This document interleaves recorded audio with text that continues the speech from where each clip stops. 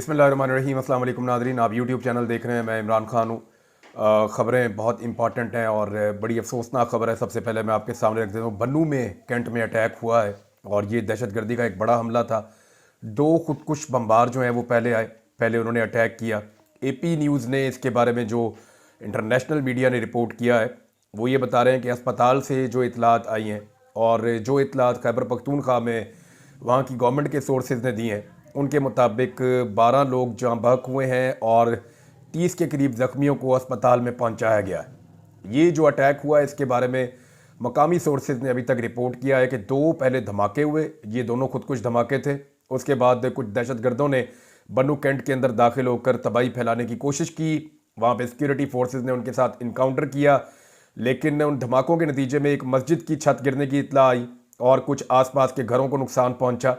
कुछ बच्चे शहीद हुए हैं, उनकी तस्वीर आ रही हैं। बड़े अफसोसनाक और तकलीफ देह मनाजिर हैं। और अस्पताल में जो सूरत हाल थी वो तो ऐसा लग रहा था क़यामत सुगरा है। दहशतगर्दी के वाक़यात आप और हम सब जानते हैं कि वो लगातार बढ़ते चले जा रहे हैं और पाकिस्तान इन पे कंट्रोल करने की कोशिश कर रहा है। दूसरी जानिब जो सिक्योरिटी ज़राए हैं उनका ये कहना है कि उन्होंने दहशतगर्दी के इस वाक़े पे काबू पाया है और उनके बकौल उन्होंने 6 दहशतगर्दों को मारा है जवाबी कार्रवाई में। और ये कार्रवाई बहुत देर तक जारी रही है। और बलूचिस्तान के अंदर सूरत हाल वो भी आपके सामने है, यहाँ खैबर पख्तूनख्वा में सूरत हाल वो भी आपके सामने है। बलूचिस्तान में जिस शाहरा को, जिस सड़क को जिस वक्त चाहते हैं दहशतगर्द बंद कर देते हैं, जब चाहते हैं जहाँ पे चाहते हैं कत्लेआम कर देते हैं और लगातार कत्लेआम के वाक़यात हो रहे हैं। पाकिस्तान में बढ़ती हुई दहशतगर्दी के वाक़यात के हवाले से पाकिस्तान तहरीक इंसाफ बड़े लंबे अरसे से खबरदार कर रही है।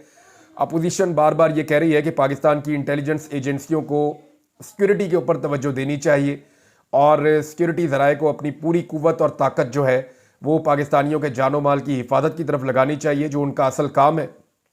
लेकिन सियासी इंजीनियरिंग के चक्कर में पाकिस्तान तहरीक इंसाफ बार बार ये एलिगेशन लगाती है कि उल्टा पाकिस्तान का नुकसान कर दिया जाता है और जो असल काम है उसकी तरफ फोकस रहता नहीं है। देखिए, एजेंसियों ने बहुत सारे काम पाकिस्तान में बड़ी कामयाबी से किए हैं। यानी अगर एजेंसियां काम करें तो ये रिजीम चेंज ऑपरेशन कर सकती हैं। एजेंसियां अगर चाहें तो मुल्क में सियासी जमातों को तोड़ सकती हैं, एक वज़ीर आज़म को घर भेज सकती हैं, दूसरे शख्स को वज़ीर आज़म बना सकती हैं। अदलिया को एजेंसियों ने पाकिस्तान में हाल ही में मगलूब किया है। मीडिया को मुकम्मल तौर पर कंट्रोल किया गया है। अगर पार्लिमान को रबड़ स्टैंप बनाया जा सकता है, मुखालिफ आवाज़ों को कुचला जा सकता है, तो फिर दहशतगर्दी क्यों ख़त्म नहीं की जा सकती? एक बड़ा सवाल है। और ये वो दहशतगर्दी है जो काफ़ी हद तक ख़त्म हो गई थी। पाकिस्तान ने बेशुमार बड़े बड़े ऑपरेशन किए, ऑपरेशन राह निजात, ऑपरेशन राह रास्त, ऑपरेशन ज़रब-ए-अज़्ब और बहुत सारे ऑपरेशन किए हैं। ये परवेज़ मुशर्रफ साहब के दौर से शुरू हैं और फिर ये 2018 के बाद तक जारी रहे हैं। बिलाखिर 20 साल की लड़ाई के बाद पाकिस्तान ने अमन हासिल कर लिया था, लेकिन ये अमन व अमान को एकदम नज़र खा गई। पाकिस्तान तहरीक इंसाफ ने इस हवाले से एक वीडियो जारी की है और वो जो वीडियो जारी की है वो एक डॉक्यूमेंट्री है। ज़्यादातर उसमें मुराद सईद की वो वार्निंग्स हैं जिसमें वो बता रहे हैं कि दहशतगर्द पाकिस्तान में आ रहे हैं, दहशतगर्दी लगातार पाकिस्तान में आ रही है। और मुराद सईद बार बार ये दावा करते हैं कि ये जो दहशतगर्दी पाकिस्तान में आ रही है ये बाई डिज़ाइन लाई जा रही है। अगर इस डॉक्यूमेंट्री को आप गौर से सुने तो इसमें मुराद सईद बार बार बता रहा है कि दहशतगर्दी बाई डिज़ाइन पाकिस्तान में लाई जा रही है। इसका नुकसान होगा पाकिस्तान को, हमें ईंधन ना बनाया जाए किसी नई जंग का, डॉलरों के लिए हमारा खून ना बहाया जाए। ये जून, जुलाई और अगस्त, ये वो 3 बड़े इंपॉर्टेंट महीने थे जब दहशतगर्द पाकिस्तान में आ रहे थे। उस वक्त इस डॉक्यूमेंट्री में दिखाया गया कि राणा सनाउल्लाह साहब और जो मौजूदा हुकूमत है, जो PDM की उस वक्त की सरकार थी, आज भी वही हुकूमत में है, वो डिनाइल में थे। वो ये कह रहे थे कोई दहशतगर्द पाकिस्तान में नहीं आ रहे, किसी दहशतगर्द को पाकिस्तान में नहीं लाया जा रहा। ये जो फार्मूला था ये जनरल बाजवा का फार्मूला था। अफगानिस्तान के अंदर जब हुकूमत तब्दील हो गई और तालिबान ने अपनी अबूरी हुकूमत बनाई तो उसके बाद जनरल बाजवा का एक डिज़ाइन था कि जो TTP के लोग हैं उन्हें पाकिस्तान में वापस लाया जाए। इस पे इमरान खान साहब की पार्टी में और हुकूमत के अंदर लोगों ने सख्त मुखालफत की थी और ये कहा गया था कि इस पर हम बाकायदा डिस्कशन करेंगे, पार्लियामेंट में ये चीज़ें तय होंगी, उसके बाद ब्रीफिंग्स होंगी और फिर हम इसके ऊपर कोई फैसला करेंगे। लेकिन इस बीच में इमरान खान साहब की हुकूमत गिरा दी गई और फिर बड़ी तेज़ी से TTP के लोग पाकिस्तान में आना शुरू हो गए। अब ये मलबा डाला जाता है, चाहे वो DGI SPR स्टेटमेंट दें या बाकी लोग दें, वो पाकिस्तान तहरीक इंसाफ पे ये मलबा डालते हैं। हालांकि ये काम जनरल बाजवा ने किया था और उस वक्त इस काम का जो सबसे बड़ा क्रिटिक था वो मुराद सईद था। مراد سعید آج بھی چلا رہا ہے, آج بھی بول رہا ہے کہ بائی ڈیزائن پاکستان میں دہشت گردی لائی جا رہی ہے, اس دہشت گردی کو پاکستان میں لانے سے روکا جائے. اور وہ یہ سمجھتے ہیں مراد سعید کہ یہ کچھ ایسی چیزیں ہو رہی ہیں جن کے نتیجے میں پاکستان میں سول سٹرکچر کو نقصان ہوگا اور اس کے نتیجے میں پاکستان ایک نئی جنگ میں جھونک دیا جائے گا.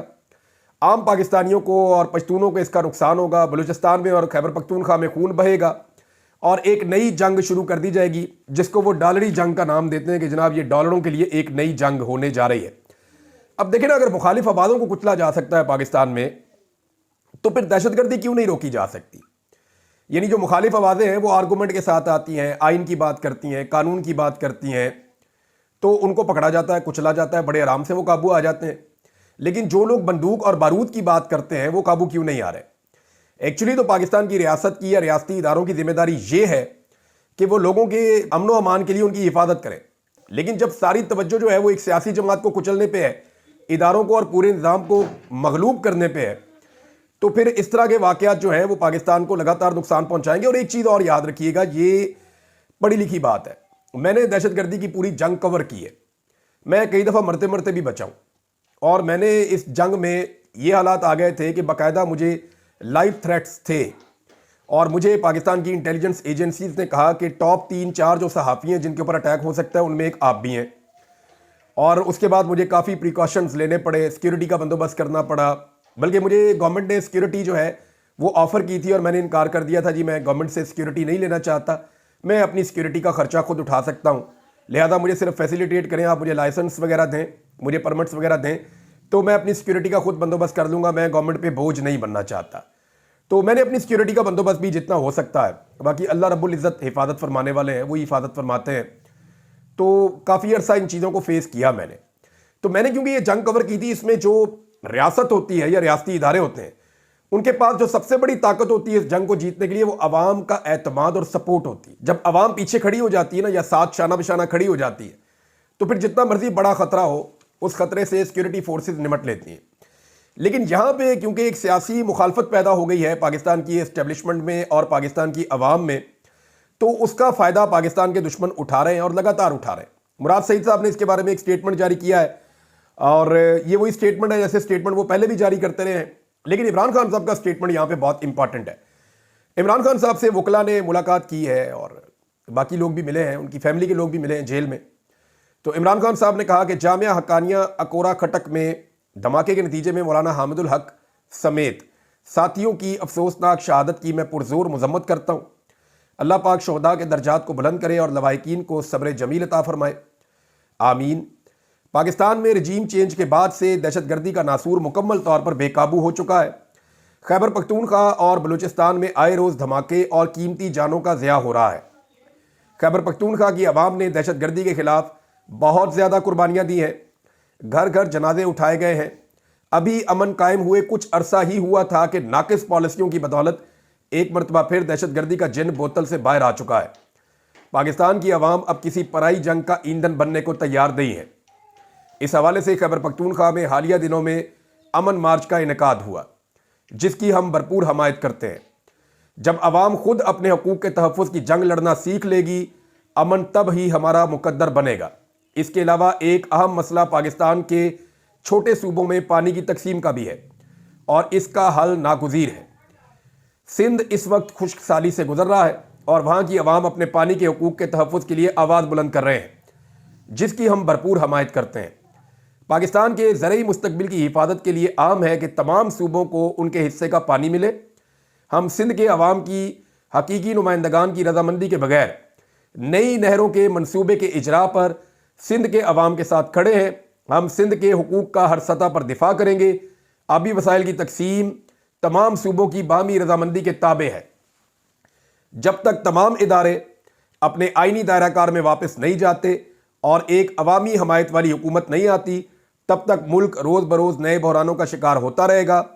SIFC ایک غیر آئینی ادارہ ہے جس کا اب تک کوئی مقصد غیر ملکی سرمایہ کاری لانا بتایا گیا. کل مقصد بتایا گیا کہ غیر ملکی سرمایہ کاری لے کر آئے گا. سرمایہ کاری تو نہیں ہوئی, لیکن اس کے ذریعے مختلف سرکاری محکموں کو فوج کے کنٹرول میں دے دیا گیا ہے جس سے پہلے سے تنزلی کا شکار ریاستی نظام مزید تباہ و برباد ہو گیا ہے. اب مزید آگے بڑھتے ہوئے کسانوں اور نہروں کا مسئلہ بھی کھڑا کر دیا گیا ہے۔ اچھا، اب یہ جو ہے نا معاملہ، ہم نے بڑی عجیب و غریب پالیسی رکھی ناظرین۔ یہ جتنی بڑی بڑی سوسائٹیز شہروں کے باہر بن رہی ہیں، اگر آپ جا کے یہاں پہ وزٹ کریں تو آپ کو پتا چلے گا زیادہ تر خالی پڑی۔ لوگ یہاں پہ صرف پلاٹوں کا کاروبار کرتے ہیں۔ آپ موٹر وے پہ ٹریول کریں اسلام آباد سے لاہور کی طرف اور لاہور سے اسلام آباد کی طرف، یا آپ اسلام آباد سے آپ پشاور کی طرف بھی چلے جائیں، یا آپ لاہور سے ملتان کی طرف چلے جائیں، یا آپ لاہور سے قصور کی طرف چلے جائیں، یا آپ اسلام آباد سے مری کی طرف چلے جائیں، یا آپ اسلام آباد سے پنڈی کی طرف چلے جائیں، آپ جس طرف بھی موو کریں گے آپ کو ہر طرف سوسائٹیز نظر آئیں گی۔ ملتان میں بھی آپ کو بے شمار سوسائٹیز نظر آئیں گی، گجرانوالہ میں آپ کو نظر آئیں گی، جی ٹی روڈ پہ آپ کو نظر آئیں گی۔ ان میں سے جتنی بھی یہ سوسائٹیز بن رہی ہیں ان میں 80% خالی پڑی ہوئی ہیں، یعنی چند سوسائٹیز کو نکال کے باقیوں کے اندر اتنی آبادی نہیں ہے۔ یہ خالی کیوں پڑی ہوئی؟ یعنی شہر کے اندر جو سوسائٹیز موجود ہیں وہ بھی ابھی تک خالی پڑی ہوئی ہیں، لیکن ایک کے بعد ایک نئی سوسائٹی کیوں بنائی گئی؟ یہ تمام زرخیز زمینیں تھیں، ان کے اوپر فصلیں لگتی تھیں، اور ان زرخیز زمینوں کے لیے پانی کا بندوبست بہت پرانا کئی دہائیوں سے موجود تھا، اور ان زمینوں تک پانی جاتا بھی تھا۔ لیکن ہوا یہ کہ ان زرخیز زمینوں کے اوپر سوسائٹیاں بنانے کی اجازت دی گئی، اور بے شمار سوسائٹیاں بنائی گئی۔ اپنا جتنا ڈی ایچ اے ہے، جتنا آپ کا بیریا ٹاؤن ہے، یا باقی جتنی سوسائٹیز ہیں، یہ ساری کی ساری زرخیز زمینوں کے اوپر بنی ہوئی ہیں۔ حتیٰ کہ جو آموں کے پیڑ تھے، بہت بڑے بڑے باغات تھے جن کو ہم ایکسپورٹ کرتے تھے، وہ باغات کاٹ کے سوسائٹیاں بنا دی گئیں، اور کوئی اس پہ بات کرنے کو تیار نہیں ہے۔ تو جو زرخیز زمینیں تھیں، جہاں پہ نہریں جاتی تھیں، جہاں پہ پانی جاتا تھا، جہاں پہ کھالے جاتے تھے، وہاں پہ سوسائٹیاں تیار کر دی گئیں ہر شہر کے ساتھ، اور عجیب و غریب طریقے سے کی گئیں۔ وہاں پہ لوگوں نے بے شمار پیسہ بنایا، سیاستدانوں نے بہت پیسہ بنایا، بہت سارے مافیاز نے، لینڈ مافیاز نے، لینڈ گریبرز نے بہت پیسہ بنایا وہاں پہ۔ اور اب ڈیزرٹ کے اندر جا کے، جہاں پہ پانی کی وہ کیپیسٹی بھی کم ہو جاتی ہے نا، ڈیزرٹ کی زمین اتنی زرخیز نہیں ہوتی۔ جب آپ چولستان میں جاتے ہیں کرنے کے لیے کاشتکاری، یا بھاولپور کے علاقوں میں جا کے گھسیں گے اور آپ نئی نہریں لے کر جائیں گے، نئے موگے لے کر جائیں گے، تو وہ زمین ریت والی ہے، وہ پانی زیادہ پیتی ہے، کام کم کرتی ہے۔ تو ان زمینوں کو اب کاشتکاری کے لیے استعمال کیا جا رہا ہے، اور جو کاشتکاری والی زمینیں ہیں وہ سوسائٹیوں اور پلاٹنگ کر کے جو ہے وہاں سڑکیں نکال کے ان کو بیچا جا رہا ہے، اس کے اوپر پیسہ بنایا جا رہا ہے۔ تو ہم نے الٹی قسم کی ایک پالیسی چل دی، زرخیز زمینیں ضائع کر دی، اور اس کا نقصان اب تک پاکستان کو ہو رہا ہے، اور یہ ہوتا رہے گا پاکستان کو اس کا نقصان۔ چند لوگوں نے پیسہ بنانے کے لیے، فائلوں کا بزنس کرنے کے لیے، پاکستان کا جو ایک فوڈ باسکٹ تھا پاکستان کا، جہاں سے سبزیاں آتی تھیں، پھل آتے تھے، جہاں سے بہت ساری پیداوار آتی تھی، وہ سارا کا سارا ہم نے ضائع کیا۔ تمام بڑے شہروں کے ارد گرد جو فوڈ باسکٹ تھی ہر شہر کی، اس کو ہم نے تباہ کر کے وہاں پہ سوسائٹیاں بنا دی، اور اب ہم ڈیزرٹ کے اندر گھس کے وہاں پہ نہریں لے کر جا رہے ہیں، اور سندھ کا پانی جو ہے اس کو اس طرف موڑ رہے ہیں۔ اس پہ جو ہے وہ پاکستان پیپلز پارٹی پہلے بہت شور مچاتی تھی، اب ان کا منہ ہی نہیں کھلتا۔ وہ اس لیے کہ اس کے پیچھے ایس آئی ایف سی ہے، اور ایس آئی ایف سی کے اندر جو ہے وہ آرمی چیف بھی ہیں، لہذا وہاں ان کی زبان ہی نہیں کھلتی، وہ بات ہی نہیں کر سکتے۔ لیکن پھر بھی ان کے لوگ کہتے ہیں جو پنجاب میں ہے کہ ہمارے اندر لاوا پاٹنے والا ہے، کوئی مسئلہ ہونے والا ہے بہت بڑا۔ تو یہ تو ایک اردلی حکومت سے بھی بہت کمزور ہے پاکستان پیپلز پارٹی۔ انہوں نے تمام آئینی عہدے بھی حاصل کیے ہیں، اور انہیں اس بات کی بھی امید ہے کہ بلاول کو اسی دور حکومت میں وزیر اعظم پاکستان بھی بنا دیا جائے گا۔ اب عمران خان کو توڑنے کے چکر میں، اسے کمزور کرنے کے چکر میں سارے غلط فیصلے اس ملک میں کیے گئے ہیں۔ حتیٰ کہ عمران خان صاحب کی اور علیم خان صاحب کی لڑائی کیا تھی؟ بقول عمران خان صاحب کے معاملہ اتنا ہی تھا نا، عثمان بزدار صاحب بھی بتاتے تھے یہ بات، کہ علیم خان صاحب کچھ این او سیز چاہ رہے تھے، وہ عمران خان صاحب نہیں دیتے تھے، کہ وہ زرخیز زمینیں ہیں وہ ان کے بارے میں کچھ اور سوچتے تھے اور یہ کچھ اور سوچتے تھے، جو گرین ایریا ہے وہ اس کو براؤن کرنا چاہتے تھے، لیکن ایل ڈی اے میں وہ کر نہیں رہے تھے عمران خان صاحب کی حکومت اور ان کے ساتھی۔ تو یہاں پہ اختلافات پیدا ہو گئے علیم خان کے اور عمران خان صاحب کے، اور اس کے بعد معاملہ چلا گیا کہ عثمان بزدار کو ہٹایا جائے، نیا وزیر اعلیٰ لایا جائے تاکہ یہ کام کروا لیا جائے۔ بہرحال یہ ایک کھیل چل رہا ہے، اور عمران خان صاحب کو صرف ڈی فیم کرنے کے لیے، ان کو منظر سے ہٹانے کے لیے سارے لوگ اکٹھے کیے گئے ہیں۔ یہ وہ سارے لوگ ہیں جنہوں نے پاکستان کا پیسہ نچوڑ لیا ہے اور پاکستان کا سارا نقشہ ہی بدل دیا ہے۔ جہاں سے ہماری خوراک آتی تھی وہاں سے انہوں نے پلاٹ نکال دیے ہیں، اور جہاں پہ ہمیں پانی نہیں لے کر جانا تھا کبھی بھی، وہاں پہ اب پانی لے کر جا رہے ہیں، اور جہاں پانی جانا چاہیے وہاں کا پانی کا حق مار رہے ہیں۔ تو ساری الٹی گنگا بہ رہی ہے۔ ثناء اللہ مستی خیل صاحب جو ہے ایم این اے ہے پاکستان تحریک انصاف کے، انہوں نے ایک بڑا دعویٰ کیا میڈیا سے بات کرتے ہوئے۔ اچھا، پہلے والے سروے کا تو مجھے پتا تھا، یہ والے کا مجھے نہیں پتا تھا۔ انہوں نے کہا جی آرم فورسز کے اندر بھی سروے ہوتا ہے، اور یہ بات ٹھیک ہے، وہ اپنے اندر ان کا ایک میکینزم، ایک سسٹم ہے، وہ پلس رپورٹ ایک چیک کرتے رہتے ہیں کہ یہاں پہ کون مقبول ہے، کون غیر مقبول ہے، آرم فورسز اس کے بارے میں کیا سوچ رہی ہیں۔ तो ये चलता रहता है। सनाउल्लाह मस्ती खेल साहब ने दावा किया कि 5-6 दिन पहले आर्म फोर्सेस ने एक सर्वे करवाया है, और ये ब्रेकिंग न्यूज़ उन्होंने दी कि हर साल ये एक सर्वे होता है, लेकिन इमरान खान साहब के जाने के बाद से ज़रा ये मल्टीपल टाइम पे करवाए जाते हैं सर्वे, और ज़्यादा सर्वेज होते हैं। ग्राउंड पे इमरान खान साहब की पॉपुलैरिटी को चेक किया जाता है, तो आर्म फोर्सेस के सर्वे में 94%, 94% सर्वे इमरान खान साहब के हक में आया है। ये मकबूलियत है इमरान खान साहब की। अच्छा, मुझे 2023 के शुरू में कोई सर्वे एक था, उसके बारे में पता चला था कि 91% आ रहा था उस वक्त, 23 में, 9 मई से पहले की बात है कि 91% आ रहा था। अब इमरान खान साहब के ऊपर 9 मई के मुकदमात बनाए गए, उन्हें एंटी एस्टेब्लिशमेंट कहा गया, उन्हें पाकिस्तान का रियासत मुखालिफ कहा गया, मुल्क का दुश्मन उन्हें करार दिया गया, इस्लाम का दुश्मन उन्हें करार दिया गया, मौलवी तक उनके ऊपर छोड़ दिए गए। अभी आप एक नया मौलवी देख रहे हैं, नया तो नहीं है, पुराना मौलवी है, एक नया मौलवी लॉन्च कर दिया गया, बहुत ऊंची ऊंची उछल उछल के वो इमरान खान साहब के खिलाफ। मरे हुए को मारना बहुत आसान होता है ना। मैंने इनको समझाया भी था मौलवी साहब को कि आप अपने प्लेटफॉर्म की इज्जत करें और करवाएं, लेकिन मुझे लगता है उन्हें बात समझ नहीं आई, और उन्हें बात समझानी पड़ेगी और बार बार समझानी पड़ेगी। यानी कई लोग ढीठ होते हैं, बहुत अजीब होते हैं, और ये ऊंची बोलने से और बढ़ के मारने से कोई मुतासिर नहीं होता, कोई मुतासिर नहीं होता, कोई फ़र्क नहीं पड़ता। बड़कों की आवाज़ मेरी बहुत ऊंची है, जज्बात मेरे भी बहुत ज़्यादा हैं, बहुत ज़्यादा ऊंचा बोल सकता हूँ, ये सोच भी नहीं सकते मौलवी जिन्हें लॉन्च किया जाता है, सोच भी नहीं सकते। और मरे हुए को मारना बहुत आसान होता है। तो करके देख लो, मैं देखूंगा 2-4 दिन में, जब टाइम होगा तो जवाब दूंगा कि जनाब अली जो चीज़ें आपने कही हैं उनकी हकीकत क्या है। इंजीनियर साहब के लिए एक चीज़ छोड़ जाता हूँ। इंजीनियर साहब, आपके आसपास बहुत सारी किताबें पढ़ी हुई हैं, इनमें कुरान पाक भी है, इसमें अहादीस की कुतब भी हैं। आप किसी एक किताब पे हाथ रख के बताएं कि आपने मुझे फ़ोन करके इमरान खान साहब जब वज़ीर आज़म थे उनसे मिलने के लिए ख्वाहिश का जो इजहार किया था वो किन अल्फाज में किया था। आप तो कहते हैं ना कि आप इमरान खान से मुतनफ़र हुए 2014 में, जब वो एस्टेब्लिशमेंट के साथ मिल गए और उन्होंने जाके धरना दे दिया। आप सिर्फ ये बता दें कि जब 2018 में वो वज़ीर आज़म पाकिस्तान बने, तो 2020 के आसपास, 21 के आसपास आप इमरान खान साहब से मिलने के लिए बहुत बेताब थे, और आपने बड़ी कोशिश की इमरान खान साहब से मुलाकात करने के लिए, और आपने कई लोगों से राब्ते भी करवाए। फिर आपने मेरे से राब्ता किया, मेरा जवाब मैं आपको बता दूंगा मैंने आपको क्या दिया था, और आप इमरान खान साहब से क्यों मिलना चाहते थे, और उसके लिए आप किस किस्म की लिसियां लगा रहे थे, और आप क्या बात ऐसी कर रहे थे। देखिए, मुझे एग्जैक्टली पता है कि आपको बुग़्ज़ क्या है इमरान खान पे, मुझे एग्जैक्टली पता है कि आपको इमरान खान पे गुस्सा क्या है, मैं जानता हूं। मैं आपकी इज्जत रखना चाह रहा हूं, आपको पंगे लेने का शौक है। तो अगर आपको इतना ही शौक है पंगे लेने का, तो भाईजान जिन्होंने आपको लॉन्च किया है ना, जो आपको इस वक्त डील कर रहे हैं, जो आपको इस वक्त चाबी भर रहे हैं, वो मेरा कुछ नहीं बिगाड़ सके, क्योंकि मेरे रब ने मुझे ये तौफीक दी कि उसने मेरे सामने सच्चाई खोली है। तो मेरे रब ने मेरी आंखें खोली हैं, और मैंने खुलकर सच को बोला है, और आइंदा भी इंशाल्लाह बोलता रहूंगा। तो मरे हुए को मारना तो बहुत आसान होता है, आज बैठ के फैज़ हमीद को 4 गालियां दे देना, ये कौन सी बात है। फैज़ हमीद क्या बेचता है, वो गिरफ्तार हो गया, कोई भी उसको गाली दे सकता है। नदीम अंजुम का नाम लीजिए, मौजूदा DGISI का नाम लीजिए, जनरल आसिम मुनीर साहब का बताइए कि वो क्या कारनामा कर रहे हैं, किस तरह मुल्क को चला रहे हैं, बताएं ना उनके बारे में। जनरल फैज़ हमीद के गुनाह तो इतने से थे, बहुत छोटे से थे। अब जो फस्तायत, जुल्म और जबर हो रहा है, ये तो बहुत बड़ा है। क्या जनरल फैज़ हमीद ने कितनी औरतें उठाई थी पॉलिटिकल पार्टीज की, मुझे बताएं ना।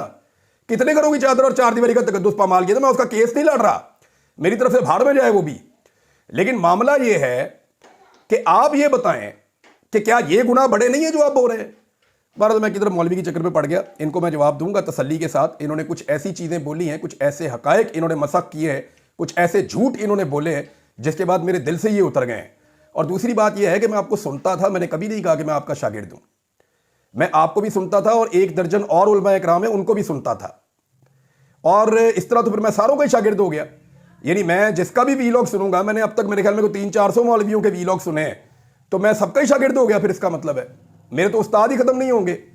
तो मैंने सबसे कुछ ना कुछ अच्छा सीखा, और जिन दिनों में मैं दीन की तरफ राग़िब हो रहा था, उन दिनों में मैं आपको भी सुनता था, इसलिए मैं आपकी बड़ी इज्जत करता हूं। लेकिन मुझे नहीं लगता आपको इज्जत रास है, और जो आप पंगे ले रहे हैं, आपको इंशाल्लाह तसल्ली आपकी हो जाएगी, आपकी तसल्ली हो जाएगी, क्योंकि आप मरे हुए को मार रहे हैं और आप मुनाफकत कर रहे हैं। मैं ये साबित करूंगा कि आप मुनाफकत कर रहे हैं, आप मुनाफकत कर रहे हैं, और ये साबित हो जाएगा, बड़े आराम से साबित हो जाएगा। और ये जो आपको शौक है ना बैठ के मुनाजरे करने का, तो आपके दरवाजों से बेचारे उलमा इकराम कई दफा वापस गए, जहाँ मुनाजरा करना है वहाँ से तो आप दौड़ जाते हैं, कभी बात ही नहीं सुनते।